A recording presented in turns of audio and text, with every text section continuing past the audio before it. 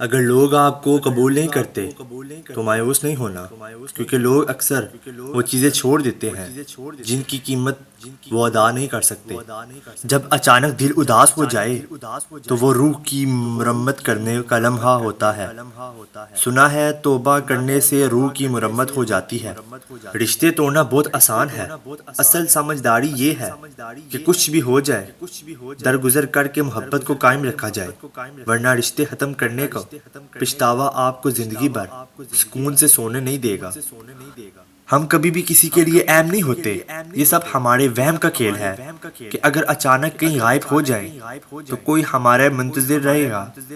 یہاں کوئی کسی کے واسطے نہ منتظر رہتا ہے نہ بے چین۔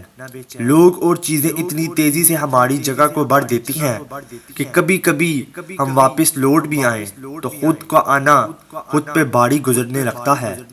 دکھ کی دراڑیں چہروں سے تو ختم ہو جاتی ہیں، لیکن انسان کے اندر اتر کر اس ایک گوشے کو ویران کر دیتی ہیں جو صرف کسی ایک انسان کے لیے محسوس ہوتا ہے۔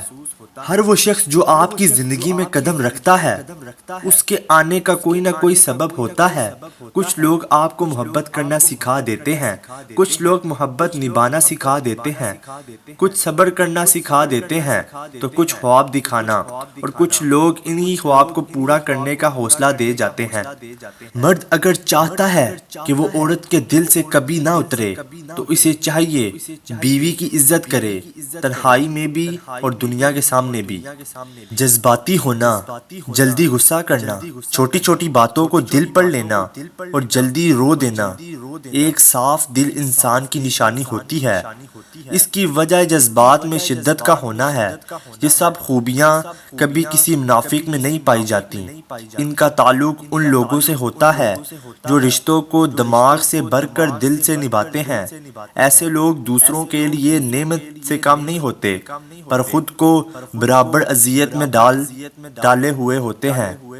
کسی بے قدر شخص سے کی جانے والی مختصر محبت آپ کو ساری زندگی کے لیے ذہنی مریض بنانے کے لیے کافی ہوتی ہے۔